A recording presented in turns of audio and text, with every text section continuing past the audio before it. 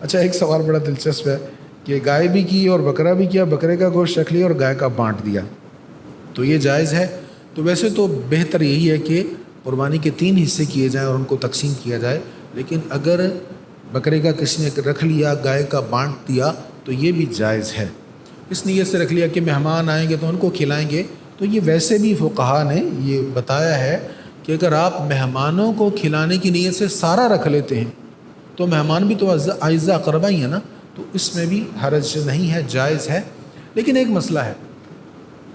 لن تنالوا البر حتى تنفقوا مما تحبون، دیکھو یہ موقع ہے 3 دن خوب ثواب کمانے کا، آپ رکھ لیں گے، جواز کی صورت تو بن رہی ہے،